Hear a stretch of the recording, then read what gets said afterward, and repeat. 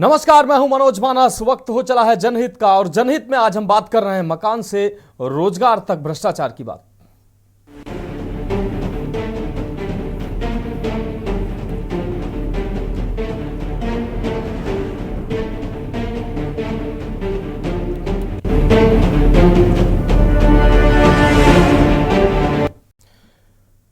तो मकान से रोजगार तक भ्रष्टाचार ही भ्रष्टाचार। उत्तर प्रदेश के दो जिलों से भ्रष्टाचार के दो बड़े मामले सामने आए हैं, जो न सिर्फ गरीबों के हक पर डाका डाल रहे हैं, बल्कि असल पात्र गरीबों के सिर पर छत भी छीन जाने का दर्द है, जिसके वो पहले हकदार थे। बांदा में विकास के नाम पर लाखों का भ्रष्टाचार हुआ है, जहां पात्रों को प्रधानमंत्री आवास न देकर अपात्रों को प्रधानमंत्री आवास दिए जाने का मामला सामने आया है। तो वहीं कानपुर के नेवादा बौसर गांव में मनरेगा के नाम पर फर्जी जॉब कार्ड बनाने का खुलासा हुआ है। ये मामले दो जिलों में हुए भ्रष्टाचार की वानगी भर हैं। न जाने कितने जिलों में ऐसी ही भ्रष्टाचार की कहानी, ऐसा ही भ्रष्टाचार का खेल चल रहा है। अब सवाल यह है कि आखिर भ्रष्टाचार का खेल बंद कब होगा? पहले ये रिपोर्ट देखिए, फिर इस पर चर्चा करते हैं। उत्तर प्रदेश में भ्रष्टाचार का दीमक मरने का नाम नहीं ले रहा है। यूपी सीएम योगी आदित्यनाथ पूरी ताकत के साथ प्रदेश को भ्रष्टाचार मुक्त बनाने में जुटे हुए हैं, पर निचले पायदान पर बैठे जिम्मेदार सीएम योगी के मंशा पर साफ तौर पर पलीता लगा रहे हैं। बुंदेलखंड के बांदा से लेकर कानपुर तक भ्रष्ट अफसरों और जिम्मेदारों की कतार है। बांदा में जहां पैसे लेकर अपात्रों को प्रधानमंत्री आवास देने का खेल का खुलासा हुआ, तो वहीं कानपुर में मनरेगा के नाम पर फर्जी जॉब कार्ड बनाने का मामला सामने आया है। क्या शिकायत लेके आए थे आप? किसने लिया? प्रधानमंत्री इसके लिए कोई मतलब उसका वंशज नहीं मिल रहा कि पैसा क्यों नहीं हमारा वापस हो रहा। इसके लिए हम परेशान। डीएम साहब के पास मुलाकात नहीं हुई। तो किससे मुलाकात हुई है? एडीएम साहब से। क्या बोले एडीएम साहब? एडीएम बोले कि इसको नोटिस ऐसा कुछ करके मंगवा के भेजो तो हम सुनाई करेंगे। जिलाधिकारी बांदा से भ्रष्टाचार की शिकायत की गई। प्रधानमंत्री आवास पैसे लेकर अपात्रों को देने के आरोप लगे हैं।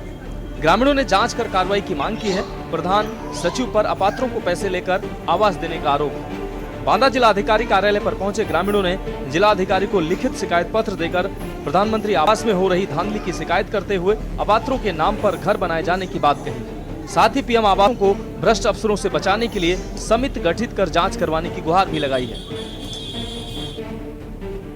पूरा मामला जिला कलेक्ट्रेट परिसर कार्यालय बांदा का है, जहां ग्राम पंचायत सेमरी विकासखंड तिंदवारी के ग्रामीणों ने आरोप लगाते हुए कहा कि साल 2016-17 और साल 2021 से 24 तक प्रधानमंत्री आवास योजना में खेल किया गया है। ग्राम सचिव अजीत पाल, ग्राम प्रधान अरुण पटेल, पंचायत मित्र सहित सभी ने मिलकर बिना ग्राम सभा की बैठक किए फर्जी प्रस्ताव कर बिना जांच के 166 अपात्रों से मोटी रकम लेकर आवास बांट दिए। हैरानी की बात तो ये थी कि जिन व्यक्तियों के पास ट्रैक्टर, 2 मंजिला पक्का मकान, 4 पहिया वाहन है, ऐसे अपात्रों को पात्र बनाकर आवास दिए गए हैं। कुछ आवास अधूरे हैं तो कुछ के निर्माण हो गए हैं। इतना ही नहीं, धन निकासी कर पैसे का बंदर बांट भी हो चुका है। कुछ आवास दूसरे ग्राम वासिलपुर में खाली प्लॉट पर बना दिए गए। यहाँ भ्रष्टाचार का आलम यह है कि एक ही परिवार के 5 अपात्र लोगों को भी आवास दिया गया है, जो ग्राम प्रधान व दलाल राघवेंद्र सिंह के कब्जे वाले तिंदवारी ब्लॉक की बाउंड्री के अंदर है। ग्रामीणों ने जिला अधिकारी से मांग की है कि इस प्रकरण पर समिति गठित कर दूसरे विभाग के अधिकारियों से जांच कराकर भ्रष्ट सचिव, प्रधान पंचायत मित्र, सहायक पंचायत मित्र के ऊपर कानूनी कार्रवाई की जाए। बांदा के साथ ही कानपुर के नेवादा बौसर गांव में मनरेगा में भ्रष्टाचार का मामला सामने आया है। नेवादा बौसर में जॉब कार्ड में धांधली कर रकम डकारने के मामले का बड़ा खुलासा हुआ है। जॉब कार्ड में लोगों के नाम बढ़ाकर धांधली की गई है। हद तो यह रही कि मुस्लिम परिवार के जॉब कार्ड में हिंदू शख्स और हिंदू परिवार के जॉब कार्ड में मुस्लिम का नाम चढ़ा दिया गया। मामला सामने आने के बाद ग्राम प्रधान, 2 ग्राम सचिवों समेत 5 लोगों के खिलाफ कार्रवाई की जा रही है। सीडीओ ने विभागीय कार्रवाई के साथ एफआईआर दर्ज करने के आदेश दिए। मजदूरों के भुगतान में की गई जांच में धांधली पकड़ी गई है। घोटाले का खुलासा तब हुआ जब भारतीय किसान यूनियन के मंडल अध्यक्ष रवि प्रताप सिंह ने मुख्य विकास अधिकारी को शिकायत की। इसके बाद गठित जांच समिति ने कई बार गांव का दौरा कर मामले की जांच की, जिसमें गड़बड़ी की पुष्टि हो गई है। सीडीओ दीक्षा जैन ने रिकवरी के साथ एक्शन की बात कही और अन्य जगह पर भी जांच कराने का आश्वासन भी दिया है। एक बेसिकली कंप्लेंट आई थी, नेवादा बौसर करके गांव है उसकी। वहाँ पे कंप्लेंट ये थी कि लोगों को अपात्र लोगों को बेसिकली मनरेगा में अपात्र रूप से अवैध रूप से उनको ऐड करके जॉब कार्ड में और उनको मनरेगा का अवैध लाभ दिया गया है। उसकी जांच कराई गई। जांच में जो तथ्य सामने आए उसके बेसिस पे इसमें ऑलरेडी कार्रवाई की जा रही है। इसमें लगभग 99,200 रुपीज़ की वसूली जो मनरेगा एक्ट के तहत रूल्स हैं उसमें ग्राम प्रधान, संबंधित ग्राम विकास या ग्राम पंचायत अधिकारी जो वहाँ पे उस समय सचिव के रूप में तैनात रहे हैं वो, और टीए, इन तीनों से 1/3 करके इसकी वसूली की जाती है। साथ ही में इसमें जो संबंधित एपीओ है उनको एक सेवा समाप्ति नोटिस दिया जा रहा है और इसमें एफआईआर भी दर्ज कराई जा रही है सभी के खिलाफ। विभागीय कार्रवाई भी जो संबंधित सचिव उनके खिलाफ की जा रही है। गरीबों का हक अधिकारी कैसे भ्रष्टाचार कर डांका मार रहे हैं, ये 2 जिलों से आई खबरें बताने के लिए काफी है। अब सवाल यह है कि आखिर सीएम के सख्त आदेश होने के बाद भी भ्रष्टाचार का दीमक मर क्यों नहीं रहा है। मनरेगा से लेकर पीएम आवास योजना में हो रहे बंदरबांट का खेल आखिर कब रुकेगा। के न्यूज के लिए बांदा से भगत सिंह और कानपुर से सारिका गुप्ता की रिपोर्ट। तो बांदा और कानपुर ये जो 2 जिलों से ये खबर सामने आई, ये बानगी भर है। पूरे प्रदेश में यही आलम है कि हर जिले से ऐसी तस्वीरें सामने आती हैं कि ग्राम प्रधान, ग्राम सचिव, पंचायत सचिव, लेखपालों की मिली भगत से जो भ्रष्टाचार किया जाता है उस भ्रष्टाचार से ग्रामीण लोग परेशान हैं। पात्र जो होते हैं उनको योजनाओं का लाभ नहीं मिलता, लेकिन अपात्रों को घूस लेकर, रिश्वत लेकर अपात्रों को पात्र बनाकर उनको योजनाओं का लाभ दे दिया जाता है और जो पात्र हैं वो भटकते रहते हैं कि उनको योजनाओं का लाभ मिले, अधिकारियों के चक्कर काटते रहते हैं। कहीं आवास में घोटाला नजर आ रहा है, कहीं शौचालय में घोटाला नजर आ रहा है, कहीं मनरेगा में लोगों की फर्जी लिस्ट बढ़ाकर उनके नाम शामिल कर भ्रष्टाचार किया जा रहा है, पैसे निकासी की जा रही है।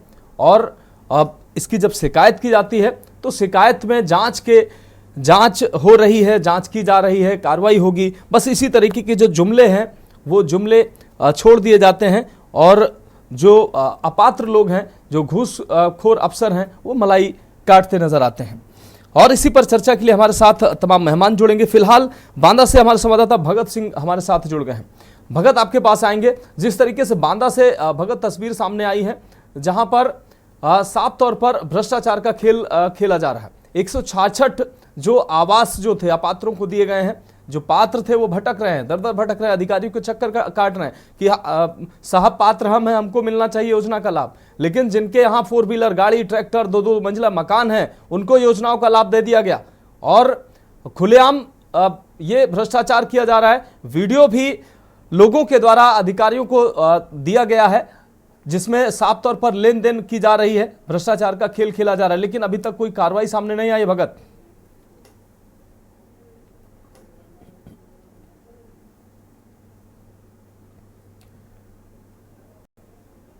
भगत, क्या आप हमें सुन पा रहे हैं?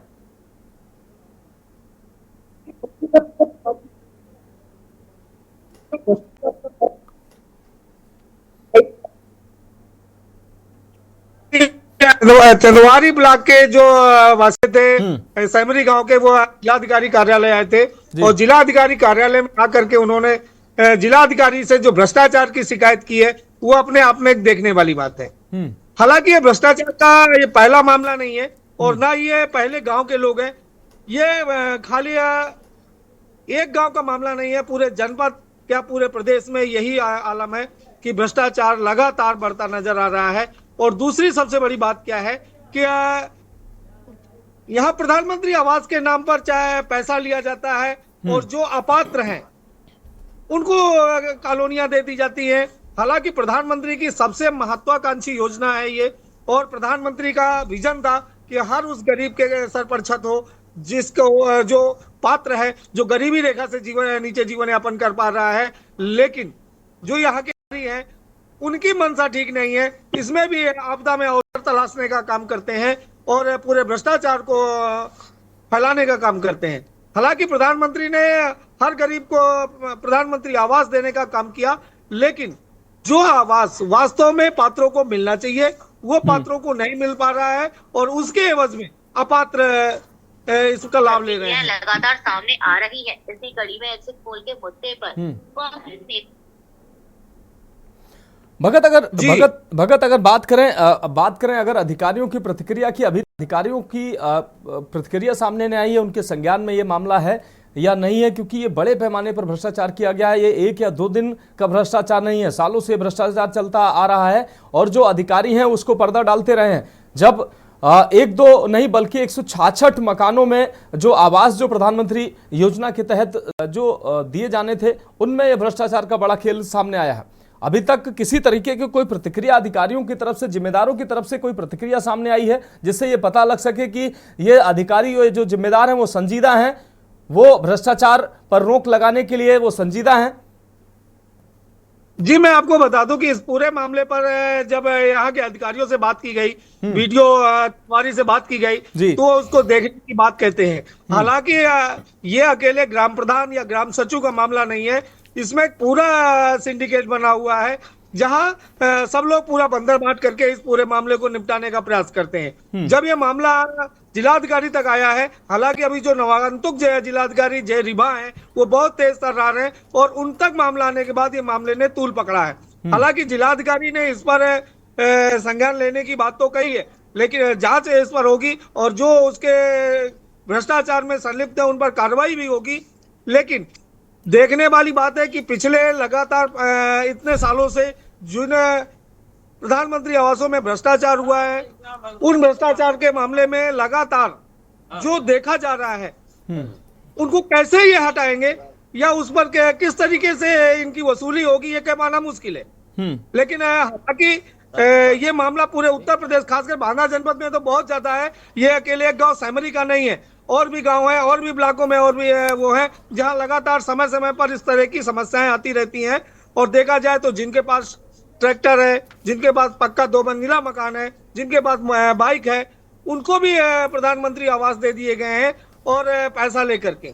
और ये ग्रामीणों की नहीं है, शहर में भी अगर देखा जाए तो शहर में भी जो डूडा विभाग है वह वो भी पैसा लेकर के गरीबों का हक मार रहे हैं और अमीरों को, जो उसके पात्र नहीं है, अपात्रों को प्रधानमंत्री आवास देने का काम कर रहे हैं। जी भगत अगर बात की जाए, अब कई एक वीडियो भी सामने आ रहा है जिसमें साफ तौर पर अब रिश्वत देने का जो खेल चल रहा है और ये वीडियो दावा किया जा रहा है ये वीडियो अधिकारियों तक गया है। इस वीडियो पर भी अभी तक अधिकारियों ने कोई कार्रवाई नहीं की, जिम्मेदारों ने कोई कार्रवाई नहीं की है। क्या बिल्कुल आंख मूंद कर बैठे हैं जिम्मेदार कि हमें कुछ करना ही नहीं है, काम भ्रष्टाचार पर बिल्कुल आंख बंद कर रखी है? जी, मैं आपको बता दूं कि ये वीडियो उसी मवई सैमरी गांव के पीड़ित राममिलन प्रजापति का है, जिसने जो पात्र होते हुए, विकलांग होते हुए भी कॉलोनी के लिए पैसा दिया था और उसका वीडियो भी उसके पास है, जिसमें स्पष्ट देखा जा रहा है कि कैसे एक ग्राम विकास अधिकारी किस तरीके से पैसा ले रहा है और एक पात्र को भी अपात्र बनाने का काम किया जा रहा है। हालांकि ये वीडियो वायरल होने के बाद भी अभी तक कोई प्रतिक्रिया नहीं आई है। लेकिन क्या जिम्मेदार अधिकारियों को ये वीडियो दिखाई नहीं देता कि कैसे भ्रष्टाचार हो रहा है, खुलेआम पैसा लिया जा रहा है? इतना होने के बाद भी ये उत्तर प्रदेश में भाजपा की 2.0 सेकेंड स्टेज की जो सरकार है, जो अपने आप को पाक साफ बताती है और टॉलरेंस मुक्त सरकार का दावा करती है, आज उसमें भ्रष्टाचार सामने दिख रहा है। और ये लगता है कि क्या माननीय मुख्यमंत्री इस पर भी संज्ञान लेंगे? क्या उनके जिले के अधिकारी इस पर बिल्कुल मौन साधे बैठे हैं?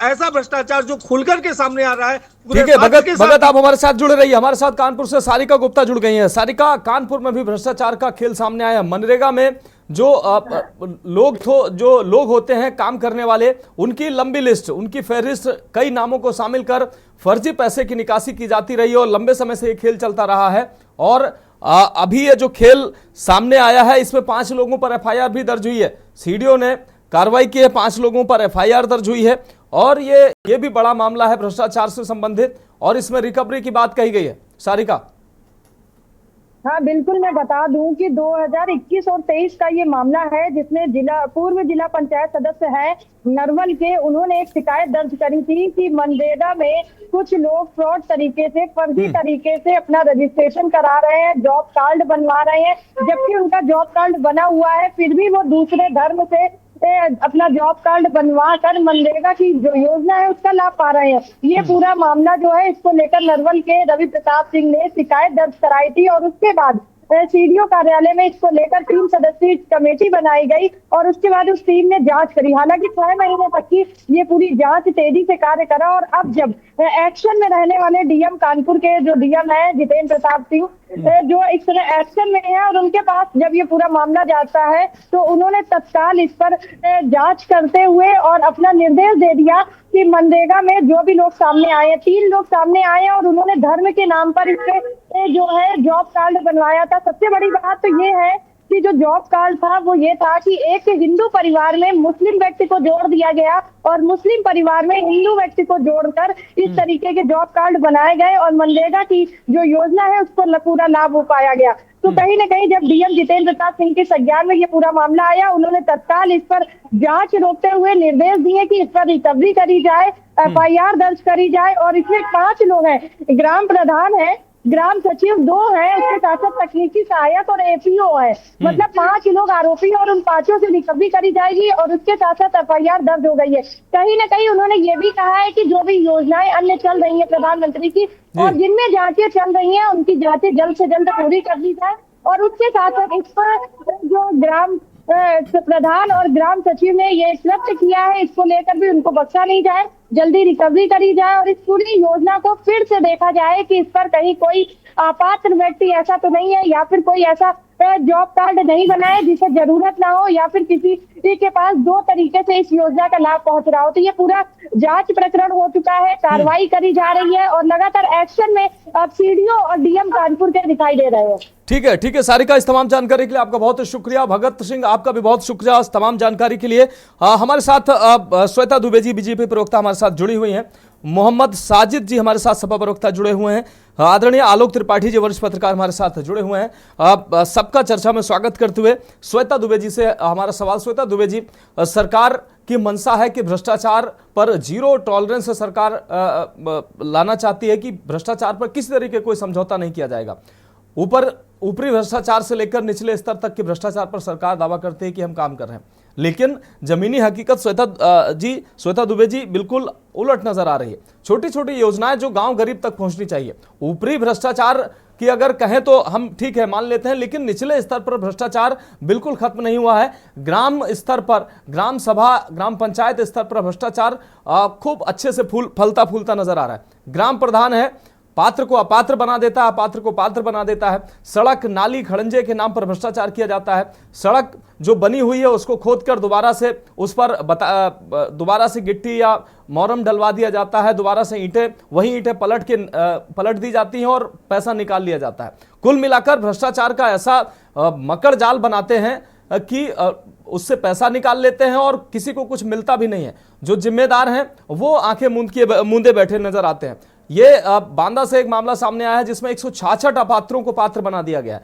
4 व्हीलर, ट्रैक्टर, 2 मंजिला मकान है जिनके पास, उनको प्रधानमंत्री आवास योजनाओं का लाभ दिया गया है और पात्र बेचारे डीएम, सीडीओ और तहसीलदार, एसडीएम के चक्कर काट रहे हैं कि आप पात्र हैं साहब, आप आवास उनको दे रहे हैं। देखिए, ऐसा सब जगह तो नहीं है, लेकिन जहां जब ये हो रहा है निश्चित रूप से ये इसके ऊपर कठोर कार्रवाई होनी चाहिए। और जैसा कि कानपुर का जो आपने मामला बताया है सतसौल ग्राम के अंतर्गत, तो उसमें तो जिलाधिकारी ने कार्रवाई की है और तत्काल 5 लोगों पर एक्शन लिया है और इस पूरी योजना की दोबारा से जांच की जाएगी। और रही बात बांदा की, देखिए 0 टॉलरेंस की नीति हमारी है और उसके तहत कार्य भी हो रहा है, लेकिन अब क्या किया जाए, इस हद तक नौकरशाही और ये भ्रष्टाचार फैला हुआ है कि एकदम से इसको समाप्त नहीं किया जा सकता है। जैसे जनता इसको जैसे प्रकाश में लाएगी, जैसे इसकी शिकायतें होंगी और उनको करना भी चाहिए, डरना नहीं चाहिए कि ग्राम प्रधान है या ऐसा कुछ हमारे संग होगा, ऐसा नहीं। अगर हम सब जागरूक होंगे, अपने अधिकारों के प्रति सजग होंगे, तभी इन भ्रष्टाचारियों पर लगाम लगेगी और ये जो गरीबों का पैसा है, जो जिनके लिए ये इस्तेमाल किया गया योजनाएं ये चल रही हैं, तभी उनको उनका वास्तविक लाभ मिल पाएगा। देखिए ऊपर स्तर तक ये बातें पहुंच नहीं पाती है कि इनके खिलाफ कोई एक्शन लिया जा सके। कानपुर में जब ये बात पता चली तो इसके खिलाफ एक्शन हुआ, ऐसे ही बांदा में भी होना चाहिए अगर ये बात सच है तो। देखिए श्वेता दुबे जी, कहानी ऐसे ही नहीं बनती हैं। कहानियां जो कुछ ना कुछ सच्चाई होती है उसके बाद स्टोरियां आगे बढ़ती हैं।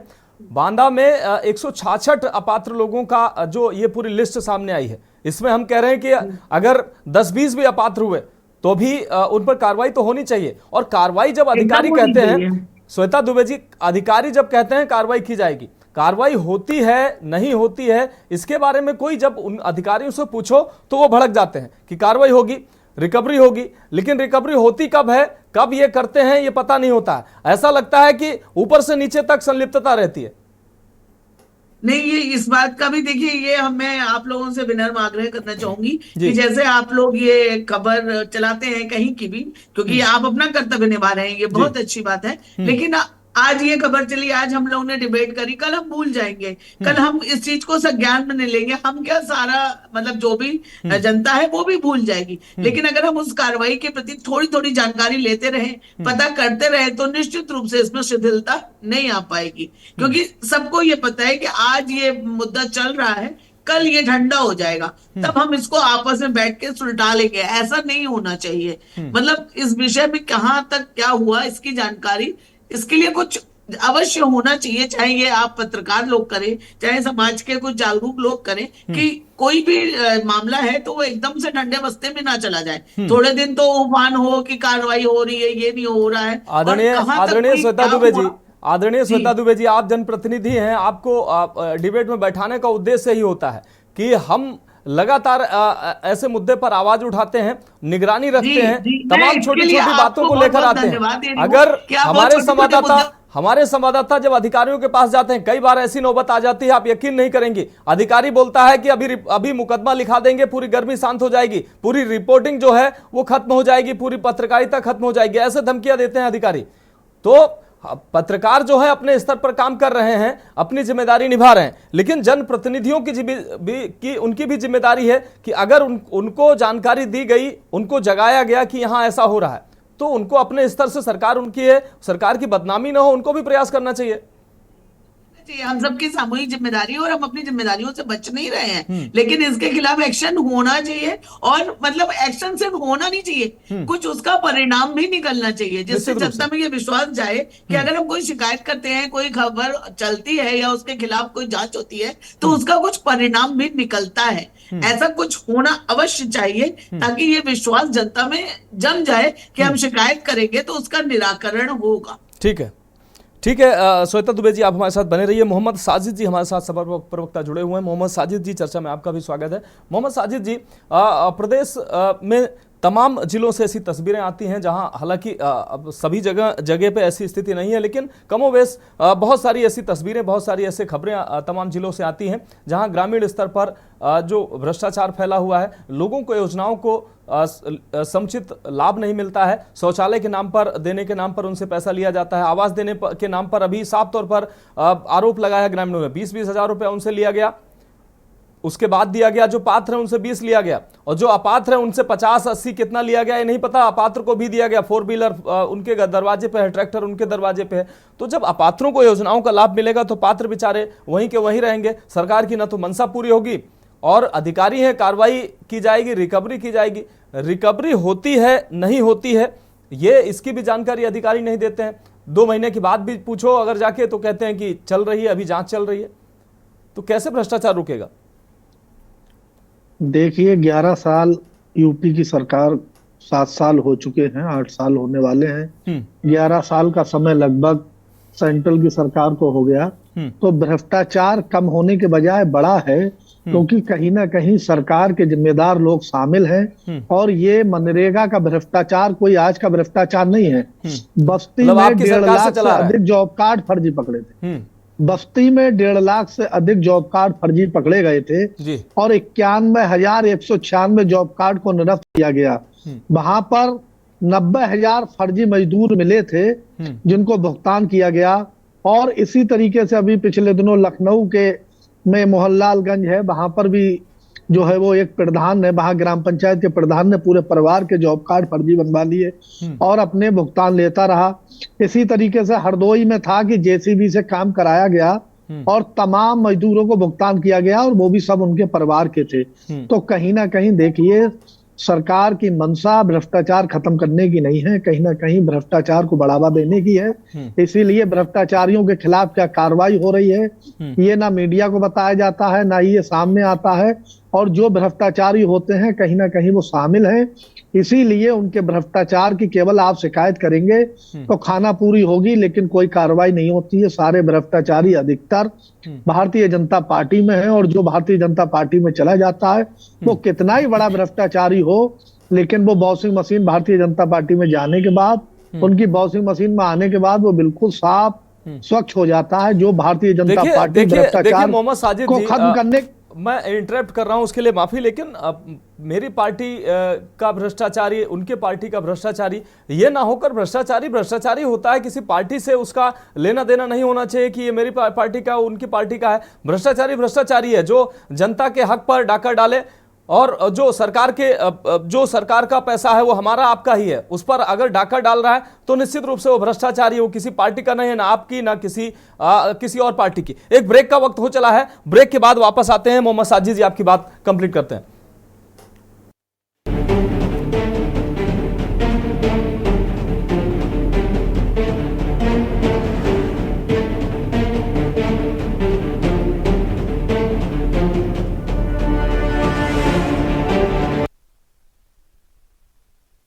तो ब्रेक के बाद हमारी खास पेशकश में एक बार फिर से आपका स्वागत है। हम बात कर रहे हैं मकान से रोजगार तक, भ्रष्टाचार ही भ्रष्टाचार।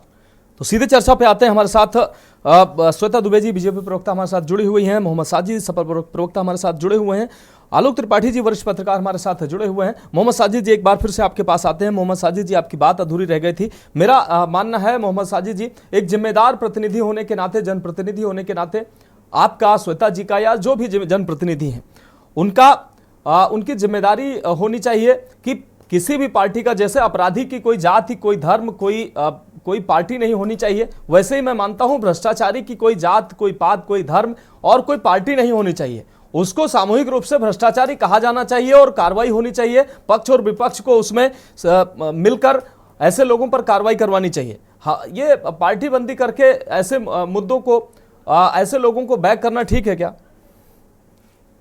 देखिए, लोग सरकार चुनते हैं, जनता सरकार चुनती है कि उनको सुरक्षा मिलेगी, रोजगार मिलेगा और चिकित्सा मिलेगी, स्वास्थ्य सेवाएं मिलेंगी, बिल्कुल, और भ्रष्टाचार से निजात मिलेगी। तो जब सरकार का ये जिम्मेदारी है कि लोगों को सुरक्षा दे, चिकित्सा दे, शिक्षा दे, रोजगार दे, भ्रष्टाचार से निजात दे, तो जो जीरो टॉलरेंस की नीति की बात करते हैं, कहाँ जीरो टॉलरेंस है? क्योंकि जो कुर्सी पर बैठा होता है उसी से सवाल किए जाते हैं, बिल्कुल, उसी का काम है कि वो मुकदमे कायम करें, उन पे कार्रवाई करें। और किस तरीके की कार्रवाई हो रही है, ये मैसेज मीडिया के माध्यम से आना चाहिए। जब वहां न्यूज चलेगी कि ये कार्रवाई हुई, खबर प्रकाशित होगी, उसके बाद और लोगों में भी दहशत होती है और वो लोग बचते हैं। लेकिन होता क्या है कि जो भ्रष्टाचारी होता है और जैसे ही वो भारतीय जनता पार्टी में शामिल होता है, उसके बाद वो कितना ही बड़ा भ्रष्टाचार करे या कितना ही बड़ा भ्रष्टाचारी हो, वो खत्म हो जाता है। और हो सकता है कि वो भ्रष्टाचार करने के बाद भारतीय जनता पार्टी की सरकारों में किसी अच्छे पदों पे हो, जैसे कि आप महाराष्ट्र में देख लीजिएगा, अजीत पवार जी हैं और असम में हेमंत बिस्वा जी हैं। अरे तो ऐसे हो सकता है किसी मोहम्मद बड़े साजिद मुकाम पर भी बैठे हों। मोहम्मद साजिद जी, हम निचले स्तर की भ्रष्टाचार की बात करें, चलिए वहां तो वो बहुत बड़ी बातें हो गई उनको। अब छोटे स्तर पर भ्रष्टाचार की हम बात करें, कोई लेखपाल, ग्राम विकास अधिकारी पार्टी का कैसे वो व्यक्ति हो सकता है, लेकिन पार्टी पर अच्छे पदों पर जा सकता है, ये मैं नहीं मानता हूं। मेरा मानना है कि अगर ऐसे जो अधिकारी हैं, ग्राम विकास अधिकारी हुए या तहसील स्तर के अधिकारी हुए, इन पर कठोर कार्रवाई जब तक नहीं होगी, कोई नजीर नहीं बनती है, तब तक ये होता है। अगर रिकवरी भी हो जाती है तो ठीक है, अधिकारी सोचता है ठीक है रिकवरी हो गई, उस पर कार्रवाई नहीं हुई, फिर अगली बार नया ढर्रा अपनाता, नया रास्ता भ्रष्टाचार का। पंचायत विकास अधिकारी थे, बरेली का विकास खंड फतेहगंज पश्चिमी है, उसमें और उन ग्राम पंचायत विकास अधिकारी पर तमाम आरोप लगे और उसके बाद भारतीय जनता पार्टी में शामिल हुए और वो विधायक बने और सरकार में काफी मजबूत विधायक थे वो। तो इस तरीके की नजीर तौर तमाम में दे सकता हूँ। ठीक है, इसका जवाब लेंगे। भ्रष्टाचार की देखिए, और मैं बताऊं जो सत्ता में होता है, एक मैं शेर के साथ अपनी बात को खत्म करूंगा कि तू इधर उधर की बात ना कर, ये बता कारवा क्यों लुटा, मुझे राहजनों से गिला नहीं, तेरी राहजनी पे सवाल है। तो मुझे जो है वो सरकार से ही पूछा जाता है, उसी पे सवाल किए जाते हैं। और हम भ्रष्टाचार में जो 180 देशों की ट्रांसपेरेंसी रिपोर्ट है उसमें हम 93 नंबर पर हैं। आप समझिए, पहले 85 पे थे। लगातार चाहे भुखमरी हो या गरीबी हो या भ्रष्टाचार हो, हम लगातार आगे बढ़ रहे हैं, पीछे नहीं है। चाहे डॉलर हो, ठीक है साजिद जी, आपकी बात आ गई। 59 रुपए का था वो 87 रुपए का है। ठीक है साजिद जी, आपकी बात आ गई। हमारे साथ आलोक त्रिपाठी जी वरिष्ठ पत्रकार जुड़े हुए हैं, बहुत देर से सर इंतजार कर रहे हैं। आलोक त्रिपाठी जी, जिस तरीके से भ्रष्टाचार की अगर हम दीमक की बात करें तो मरता नजर नहीं आ रहा है, वो हर दिन नए तरीके से भ्रष्टाचार का खेल सामने आता है और जो सरकार है वो तमाम प्रयास जरूर करती है, कार्रवाइयां भी होती हैं, ऐसा नहीं है कि कार्रवाइयां नहीं होती हैं, लेकिन कार्रवाइयां ऊंट के मुंह में जीरे का काम करती हैं। कोई बड़ा मैसेज भी कार्रवाइयों का ऐसा नहीं होता है कि अगर कोई बड़े भ्रष्टाचार में, इस तरीके के भ्रष्टाचार में लिप्त हो तो सेवा समाप्त कर दी जाए। नए लोगों की फौज हमारे पास है, बेरोजगारों की फौज है, उनको सेवा में लाया जाए। अगर 2 4 10 इस तरह उदाहरण बन जाए तो अभी भ्रष्टाचारी अपने आप अच्छे से नौकरी करने लगेंगे, अच्छे से सेवा करने लगेंगे।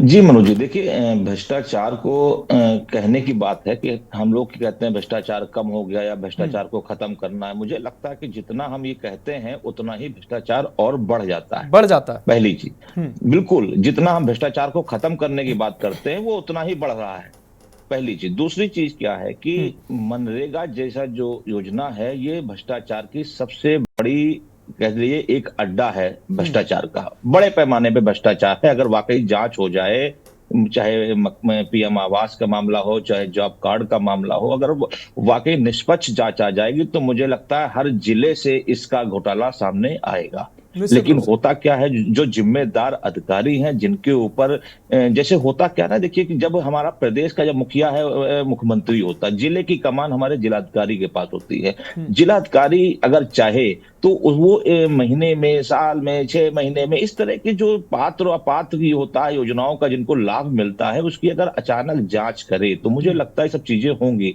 लेकिन ये सब चीजों से लोगों को कोई मतलब नहीं है, लोग अपने ऑफिस में बैठे रहते हैं और भ्रष्टाचार को हम लोग खत्म करने की बात करते हैं। जैसे हम लोग जब हिंदी दिवस होता है तभी उस दिन बैनर लगा के हिंदी की बात करते हैं, उसके अलावा हमेशा इंग्लिश की ही बात करते हैं। तो उसी तरह से भ्रष्टाचार की बात होती है, भ्रष्टाचार खत्म करने की बात होती है, लेकिन होता क्या है उससे ज्यादा भ्रष्टाचार बढ़ रहा है। तीसरी चीज क्या है कि अगर अधिकारी घूस लेना बंद कर दे तो मुझे लगता है कि जो नीचे से जो भ्रष्टाचार चलता है वो अपने आप बंद हो जाएगा। जब पीसीएस अधिकारी से लेकर ग्राम प्रधान से लेकर के लेखपाल से लेकर के थानेदार से लेकर के बगैर पैसे काम ही नहीं हो रहा तो फिर आप भ्रष्टाचार को बात ही क्यों करते हैं?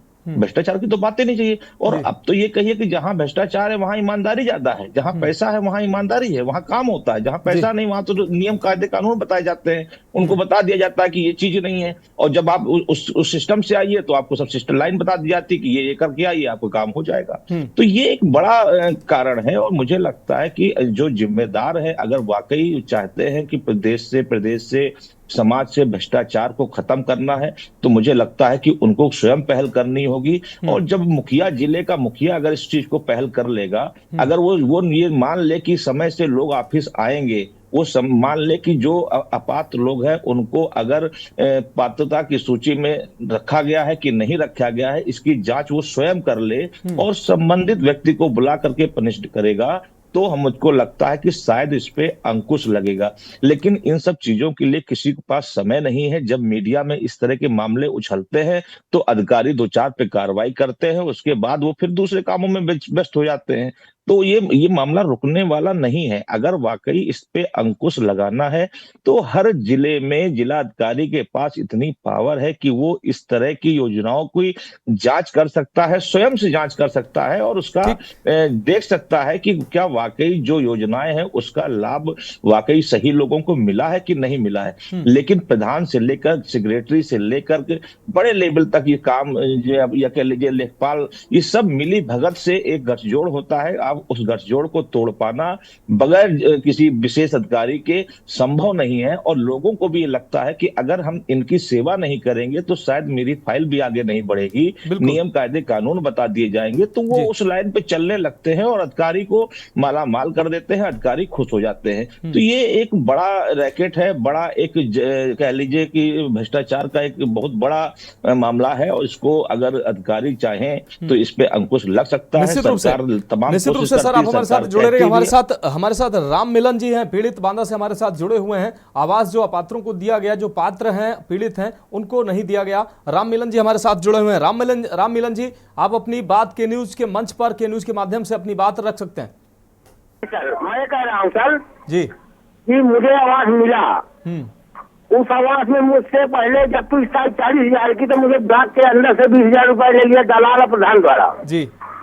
दूसरी की जब 70,000 के, उसमें 10,000 ले लिया।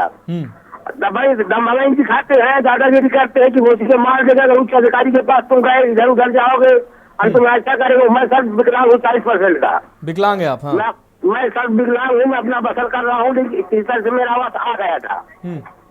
और यहाँ हमारे गाँव में चाहे जहाँ भी देखो, जिसके पास बोर है, ट्रैक्टर है और जमीन है, भूमधरी है, उनको आवास मिलते हैं। जो वृद्ध है, विकलांग है, उनको कोई आवास का सहारा नहीं होता। श्रीमान जी, यही आपसे हाथ जोड़ के प्रार्थना है, इसको कृपया आप ध्यान दें। राम मिलन जी, आप अधिकारियों के पास गए, अधिकारियों ने क्या जवाब दिया? उन्होंने आपको उन्होंने न्याय नहीं, उनसे न्याय नहीं मिला आपको? न्याय अभी हमको कुछ नहीं मिला, कई बार गया, अभी हमको कोई न्याय नहीं मिल रहा। आप कह रहे हैं आपको आवास मिला है, आवास अगर मिला है तो उसमें क्या दिक्कत हुई? आपको पैसे लिए गए हैं और आपको आवास मिला है या नहीं मिला है? आवास मिला, लेकिन उसमें हमसे पैसा लिया गया। पैसा लिया गया? हाँ, दलाल द्वारा। ठीक है राम मिलन जी, बहुत शुक्रिया हमारे साथ जुड़ने के लिए। श्वेता दुबे जी, ये राम मिलन जी थे, इनका साफ तौर पर कहना था कि 20,000 रुपए इनसे लिए गए और इसके लिए लिया गया क्योंकि आपको आवास तभी दिया जाएगा जब आप 20,000 देंगे। इसके अलावा इन्होंने साफ तौर पर बताया कि तमाम ऐसे लोग एक ही ग्राम पंचायत में हैं जिनके 4 पहिया गाड़ियां हैं, खेती जमीन और मतलब संपन्न व्यक्ति हैं, उनको आवास का लाभ दिया गया। मेरा सवाल है श्वेता दुबे जी, जैसे हम दोनों पहलुओं को दिखाते हैं, कार्रवाई हुई तो भी हम दिखाते हैं, भ्रष्टाचार हो रहा है वो भी हम दिखा रहे हैं। मेरा सवाल है, जिस तरीके से जब वोट पड़ते हैं, बीएलओ लेवल, बूथ लेवल के अधिकारी गांव-गांव, घर-घर जाकर आपका वोट है, आप वोट डालेंगे आपके यहाँ, तो ऐसे ही सरकार का जो निगरानी तंत्र है वो ऐसे काम क्यों नहीं कर सकता? जब वोटिंग के दौरान घर घर जा सकता है तो पात्र लोगों तक योजनाएं पहुंच रही नहीं पहुंच रही, क्योंकि बड़ी रकम है जो गलत हाथों में जा रही है, सरकार की भी बदनामी हो रही है। तो ये क्यों संभव नहीं है कि एक एक व्यक्ति जिसको लाभ जा रहा है, बहुत बड़ी संख्या नहीं है ये, जो भी संख्या है, तो अधिकारी कहीं भ्रष्टाचार तो नहीं कर रहे हैं, बीच में कोई पैसा तो नहीं खा रहा है, इसकी निगरानी क्या की नहीं जा सकती है क्या? जी, की जा सकती है अगर दृढ़ इच्छा शक्ति हो। जैसा कि अभी त्रिपाठी जी ने बताया कि जिलाधिकारी अगर चाहे तो इसकी रैंडमली इंस्पेक्शन कर सकता है कि ये जो दिया गया है, चाहे आवास हो या जॉब कार्ड वाला, मनरेगा वाला मामला हो, इसको भी वो देख सकता है कि ये इसकी और सबसे बड़ी बात है, अब कुछ भी होता है तो ना पैसे हाथ में दिए जाते हैं, ना कुछ, सब कुछ ऑनलाइन होता है, अकाउंट में ट्रांसफर होता है, तो बिना उस व्यक्ति के सहमति के कोई किसी से पैसा नहीं ले सकता है। अगर आप दे रहे हैं तभी अधिकारी को मिल रहा है, तो अधिकारियों पर तो अंकुश लगना ही चाहिए और हमको, आपको और पूरे समाज को अपने कार्य को जल्दी कराने के लिए कोई शॉर्टकट नहीं अपनाना चाहिए कि हम सोचे कि हम पैसा दे दे तो हमारा काम जल्दी हो जाए। ये एक भावना बहुत प्रबल है कि हमको, जैसे कि जनरल भाषा में हमको कॉलोनी मिल जाए, हम अपने सभासद को या जो भी हमारे प्रधान है उन्हीं को जितना पैसा लगेगा ऊपरी वो हम दे देंगे। श्वेता दुबे जी माफी चाहते हैं, श्वेता दुबे जी माफी चाहते हैं। श्वेता दुबे जी, ये जो कहानी हम लेकर बैठे हैं बांदा की, ये जो पात्र थे, बेचारे गरीब थे, ये पैसा नहीं दे पाए, ये पैसा नहीं दे पाए। जिसने पैसा दिया, भले ही अपात्र था, जिसने पैसा दिया उसको मिल गया। ये बेचारे अगर पैसा दे देते तो इन्हीं को मिल जाता, ये पैसा नहीं दिया इन्होंने कहा हम तो खुद पात्र हैं, हम जायज मांग रहे हैं, हम क्यों दे पैसा, तो उसने नहीं दिया, अधिकारियों ने नहीं दिया, लेखपाल ने नहीं दिया, उसकी लिस्ट से नाम हटा दिया। जिसने उनको रिश्वत दी, पैसा दिया, उनका नाम शामिल कर दिया, भले ही 4 व्हीलर है, ट्रैक्टर है उनके घर में, दुपहिया वाहन है और दुमंजिला मकान है।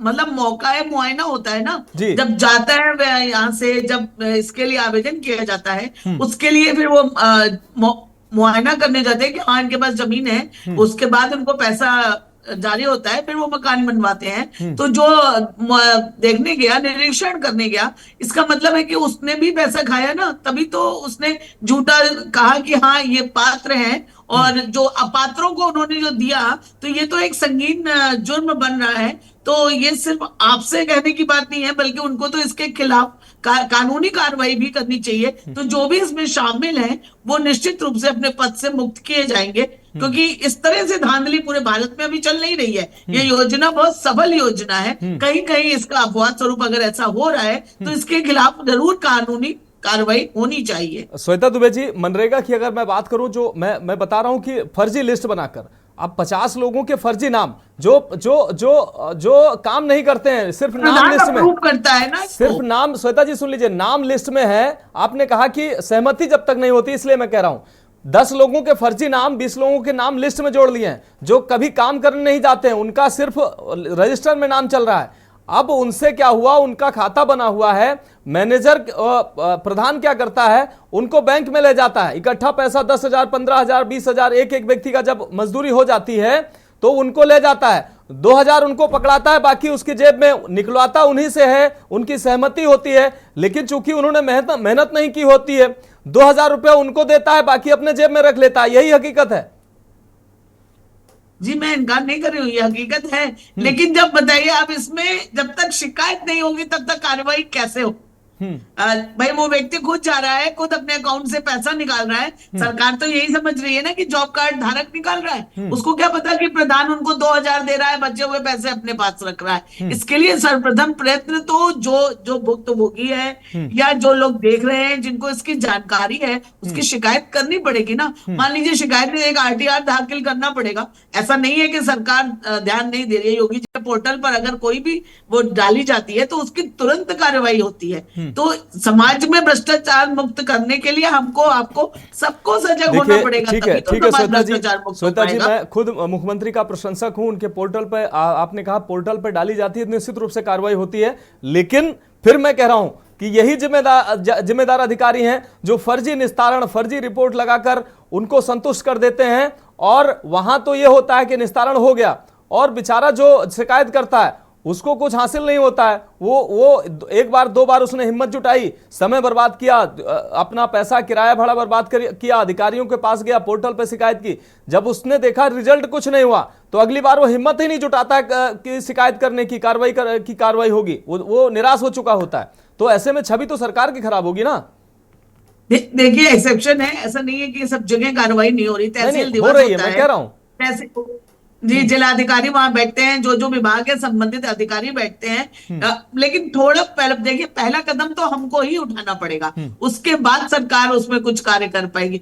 एक और मैं आपकी बात को पूरा समझ रही हूँ, असल में हम लोग में जागरूकता नहीं है, और जो ये कार्य हो रहे हैं ये ग्रामीण इलाकों में ज्यादा है। वो डरते हैं रसूख से, प्रभाव से, इसलिए वो अपनी बात को कह नहीं पाते हैं। तो इसके लिए निश्चित रूप से अधिकारियों को ईमानदार होना होगा और औचक निरीक्षण करके और ये पता लगाना चाहिए कि अपात्र कौन है और कुपात्र को तो नहीं मिल रहा है। ये इसका ध्यान तो सरकार की तरफ से भी होना चाहिए।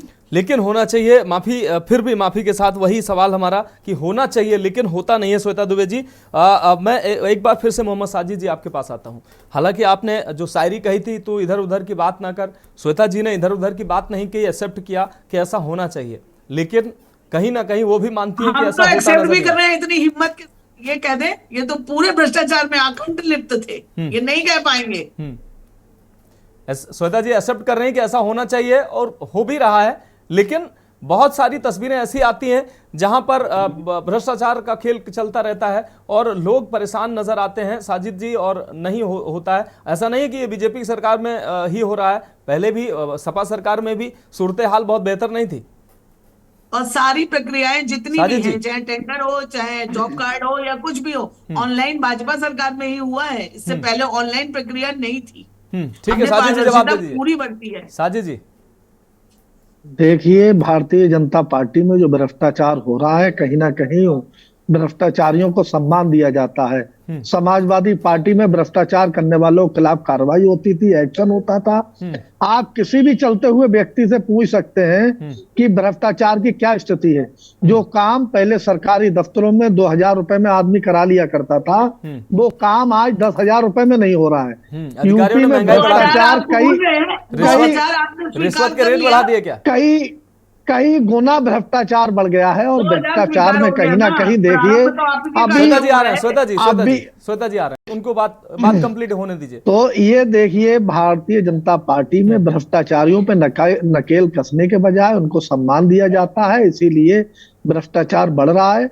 और समाजवादी पार्टी में भ्रष्टाचार पहली बात तो हुआ नहीं, अगर किसी ने किया तो उसके खिलाफ कड़ी कार्रवाई की गई, जो नजीर बनी और लोगों में दहशत कायम हुई। भारतीय जनता पार्टी में अभी भी एक सहायक आयोग बरेली के अंदर 25,000 रुपए की रिश्वत लेते हुए गिरफ्तार हुए हैं। वो पेंशन के नाम पर रिश्वत ले रहा है। कोई अभी एक बरेली पीलीभीत बाईपास है, 4 लेन बनना था, वहां मुआवजा हुआ, आप अपनी कठोर नज़र वहां मुआवजा हुआ। ठीक है, इस तरीके से तमाम लोग जो है वो भारतीय जनता पार्टी में भ्रष्टाचार करने वाले, उन्हें सम्मान मिलता है, सम्मानित किया जाता है।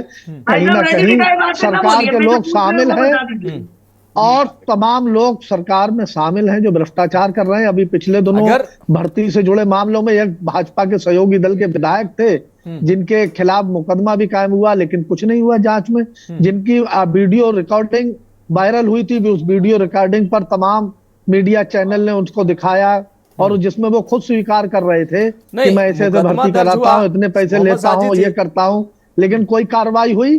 अभी तक कितने पेपर लीक हुए? आप बताइए, कहाँ की एजेंसी परीक्षाएं कराती है, पेपर लीक होने के बाद क्या कार्रवाई हुई? तो इस तरीके से इससे पहले बस्ती में 91,196 जॉब कार्ड फर्जी निकले, वहां पर उनको निरस्त किया गया शिकायत के बाद, लेकिन कोई कार्रवाई हुई? किसने बनाए थे? क्या उसमें सीडीओ को जानकारी नहीं थी? क्या वहां डीपीआरओ को जानकारी नहीं थी? क्या वहां वीडियो को जानकारी नहीं थी? कितनी बड़ी चेन होती है ग्राम पंचायत में। ग्राम विकास अधिकारी होता है, उसके बाद एडीओ होता है, एडीओ पंचायत होता है, फिर बीडीओ होता है, बीडीओ के बाद फिर डीपीआरओ होता है, फिर सीडीओ होता है, फिर डीएम बैठते हैं। उसके बाद कहाँ जांच में कमी है? क्यों कार्रवाई नहीं हो रही है?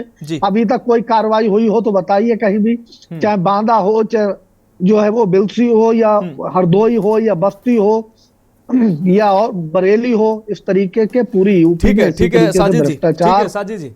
हाँ, हमारे साथ आलोक त्रिपाठी जी जुड़े हुए हैं जी। भारतीय जनता पार्टी के लोग कहीं ना कहीं शामिल है, सरकार शामिल है, इसीलिए भ्रष्टाचार कम होने के बजाय बढ़ रहा है। ठीक है, धन्यवाद। हमारे साथ आलोक त्रिपाठी जी जुड़े हुए हैं। आलोक त्रिपाठी जी, आप जब राजनीतिक व्यक्तियों की एक खूबी होती है कि वो ढाल बन के हमारा भ्रष्टाचार, आपका भ्रष्टाचार सिर्फ भ्रष्टाचार इस पर बात नहीं करते हैं, अपराध सिर्फ अपराध इस पर बात नहीं करते हैं, और कहीं ना कहीं जो चोट होनी चाहिए अपराध पर, भ्रष्टाचार पर, वो अब मेरा और तेरा कहकर उसको कहीं ना कहीं कमजोर करने का प्रयास करते हैं। भ्रष्टाचार जो है वो भ्रष्टाचार है, उससे आम जनता पीड़ित होती है, और आम जनता को राहत मिले, ये सरकार की भी कोई भी सरकार में हो, पक्ष सरकार में हो या जब विपक्ष सरकार में हो, उसकी जिम्मेदारी होती है कि जनता को राहत मिले। और जो डाकू लुटेरे होते हैं, जनता के हकों पर डाका डालने वाले, उन पर कार्रवाई होनी चाहिए। कोई भी करे कार्रवाई, पक्ष जब ये पक्ष सरकार में हो तो करे, वो पक्ष सरकार में हो तो करे, कार्रवाई होनी चाहिए। राजनीति इस पर क्यों होनी चाहिए? बिल्कुल मनोज जी, भ्रष्टाचार है, चाहे सरकार किसी की भी हो, लेकिन ये दुर्भाग्य है कि हम लोग उसको भ्रष्टाचार को भी किसी पार्टी से जोड़ते हैं। और मुझे जो लगता है कि जो पहले भ्रष्टाचार था, अगर जो भ्रष्टाचार जिसके ऊपर छाप है कि ये भ्रष्टाचारी सरकार है, तो वहां भ्रष्टाचार की कीमत कम होती है। जहां ईमानदारी की बात होती है सरकार की, वहां भ्रष्टाचार की कीमत बढ़ जाती है। जैसे महंगाई बढ़ी तो उसी तरह भ्रष्टाचार की कीमत भी बढ़ गई। तो ये तो समय अनुसार बढ़ता है। जब अन्ना हजारे जी का आंदोलन चल रहा था तो पूरे देश के जो है लोग उनके साथ में थे, तो मुझे वो सोचना पड़ रहा था कि इसमें भ्रष्टाचारी कहाँ है, क्योंकि सब भ्रष्टाचारी तो उनके साथ आंदोलन में आ गए थे। तो ये एक बड़ा सवाल है भ्रष्टाचार की बात। हम लोग जैसे हमने पहले भी कहा कि हम लोग जितना भ्रष्टाचार को दूर करने की बात करते हैं, भ्रष्टाचार उतना ही बढ़ रहा है। क्योंकि इच्छा शक्ति नहीं है, हम खुद नहीं चाहते हैं कि भ्रष्टाचार बढ़े। हमको अगर अपना काम कराना है तो हमको ये मालूम है कि अगर हम नियम कायदे कानून से चलेंगे तो शायद काम नहीं हो पाएगा। हम अगर शॉर्टकट रास्ते से चलेंगे तो वो काम हो जाएगा। आप चाहे आरटीओ देख लीजिए, चाहे स्वास्थ्य विभाग देख लीजिए, चाहे मनरेगा देख लीजिए, तमाम विभाग ऐसे हैं जहां पे बगैर दलालों के, बगैर भ्रष्टाचार के काम होना ही संभव नहीं है। आप देखिए, जो एक अब नया चलन शुरू हुआ है कि अब भर्ती जो हो रही है वो एजेंसियों के माध्यम से हो रही है।